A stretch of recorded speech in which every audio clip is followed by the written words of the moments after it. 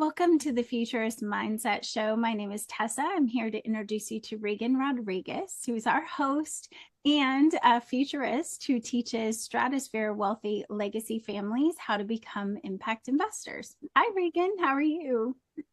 I'm doing better than I deserve. I'm in Monterrey, Mexico right now. So while we're recording, it's actually 7 a.m. my time, 8 a.m. your time, and then Samuel, what is it, like 5 p.m. your time in Uganda? 4 p.m. 4 p.m. your time. So Exactly. on that note, let's get started.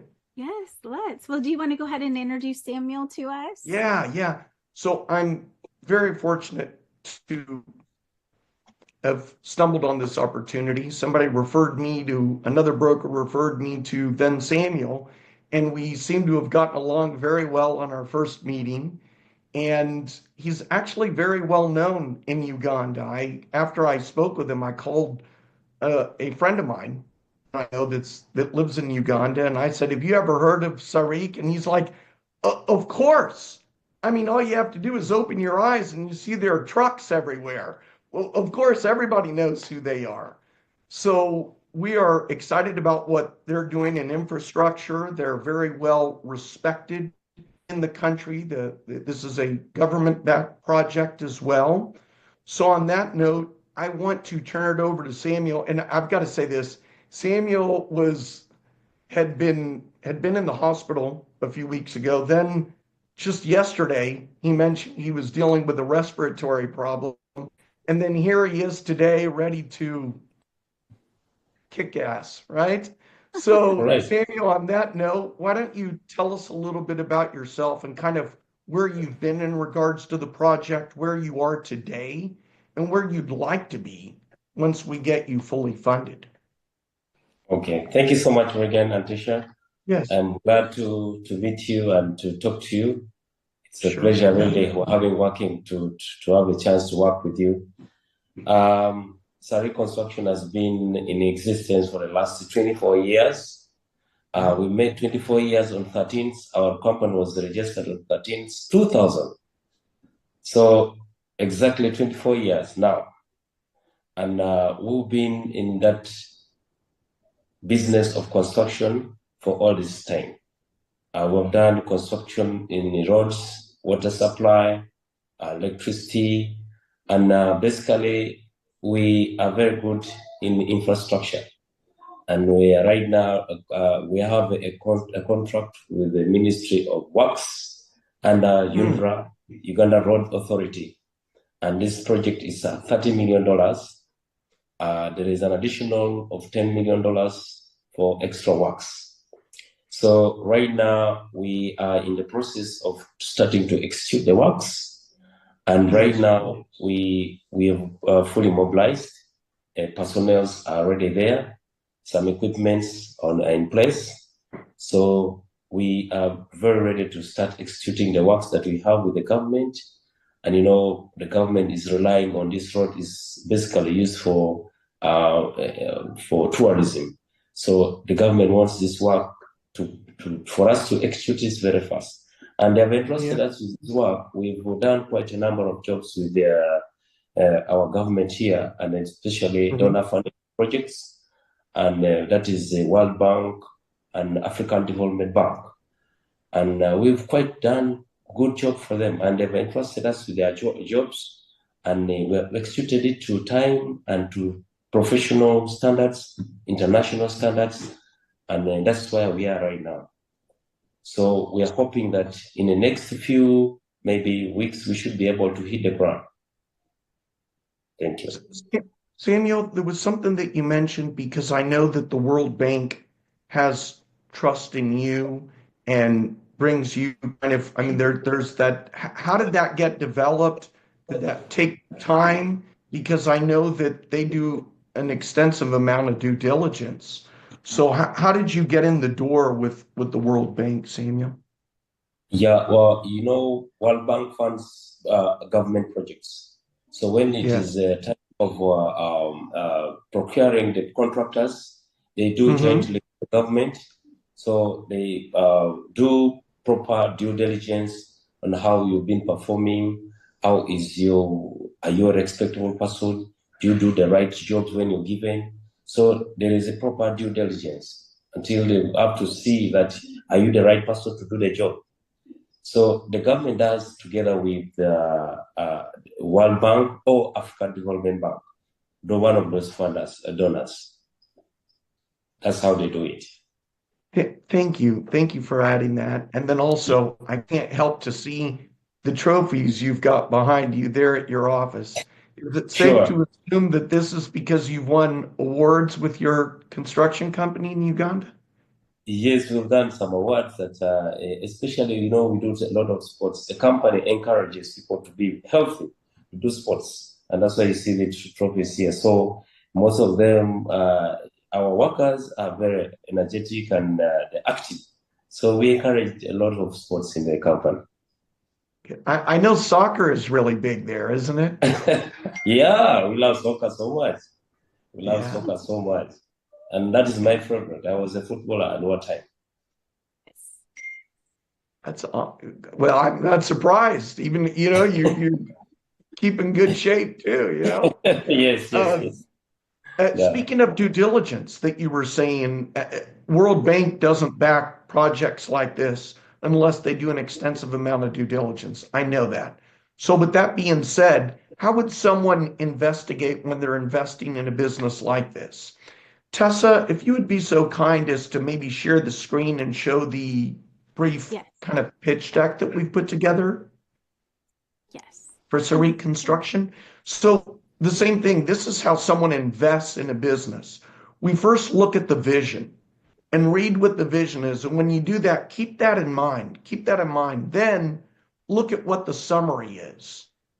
Then let's look at what the challenge. I'm glad that they say that. Most people talk about problems. Well, problems is when you don't have a solution. So we don't have problems. We have challenges, right? What's the challenge, right? They're saying 150,000 kilometers of roads in Uganda. So what's the solution? Their skilled experience is the solution. Keep scrolling, please. Now, let's talk about the competition. Oh my goodness. And if anybody, Samuel could say, well, we don't have competition. We kind of dominate things. And I always tell people, don't say that.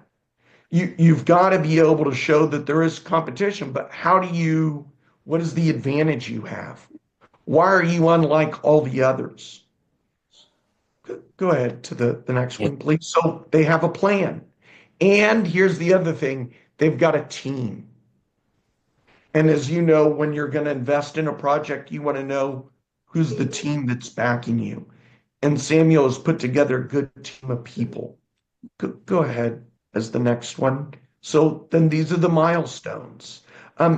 Before we go on there at the milestones, Samuel, anything you want to talk about milestones, whether the past ones or future ones that you think are important for investors to know? Yes, like I said, the growth, especially the growth in construction here is very big, because now when we look at the road infrastructure that we have right now in the country, there are so many roads, there are a lot of kilometers that we need. And of course, as I said in my overview, that right now the local contractors are very few, but the international contractors are many, the Chinese.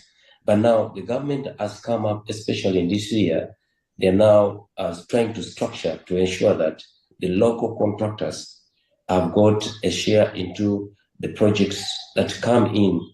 So that's why you see now we're now trying to build ourselves to ensure that by 2030 or 2035, we should be having a very big milestone in our construction company. And the past, of course, we used to fear these things that, it's only the white who can do these things. But we say, no, we can also do. They've given us knowledge. We can also do this abroad. What we know is the skills. Now we build the skills from the people we had here. And now that's why now we have known what they do, and we have the students. Even we employ students to build their skills. Yes, so we have them in order so that they can get used into this business. So we basically, most of the time we go to the universities and say, those who want to come and do some training, they come and do training with us because we need to expand the skills. Yes. That makes sense. That's why you're so very well respected in your area and people know you. And then the last part, Tessa, you didn't go to the last part. Then the numbers, which is somewhat kind of important. Yeah, but I can share it again. Yeah, no, you're fine. It was just the last thing I was just going to share. Yeah, then there's the financials. There we go. So you'll see that at the end. And then we're obviously pre-recording. As I said, it's 7 a.m. my time here. Thank you. I wanted you to show that, then the conclusion as well. So although we're pre-recording, Tessa will have this up by Friday, and you guys will see this when we go live on YouTube. That's enough. We're good. Perfect. And you can see this project at fifthavenuecapital.com/portfolio, and I'll put the link on the screen. Yeah, so you will. See it. Yeah. Awesome. Awesome. Thank you. Yes. I think we got a lot accomplished in just a few minutes here. I think we wrap this up in about 20 minutes. Yep. Samuel, anything else you want to add before we go? Yeah, what I just wanted to add in is that people who want to come and invest into Uganda, there's a lot of potential that if someone can come and invest, especially leave alone the construction, you can also do agriculture. It's a virgin. We have arable land that is about 90% of land we have here can grow a number of crops. And like I wanted to tell you that as a company, we also have, we get our food from our farm. The food that we feed our workers, we get from our farm. Very cool. And I know that just in the neighboring country of yours, in America, we say it Tanzania, it's Tanzania. They grow corn, and corn grows really well there. Does it also grow well in Uganda? Or what is I thought does so. very well. Does very well here in the western part of Uganda. That is in Bundubujo. When you Google, you'll see Bundubujo has cocoa. Very nice cocoa there. And isn't the typical weather there, from what I hear, is about 72, 75, and that's why those kind of crops grow well? Yes, for sure. They grow very well that side. Awesome. Well, I'm glad you added that agricultural piece to it at the end, and I think we're good. Take it from here, Tessa. All right. Well, excellent. Well, if you would like to follow Reagan and the Futurist Mindset Show, you can hit the bell to subscribe, and you can get notifications when we go live. So we're live on Fridays at noon Eastern time. So definitely follow. And again, the link to get to the portfolio so you can find out more about this project will be in the chat for you. And if you guys have any questions, reach out to Reagan. Thank you all so much for being here. We'll see you all next week.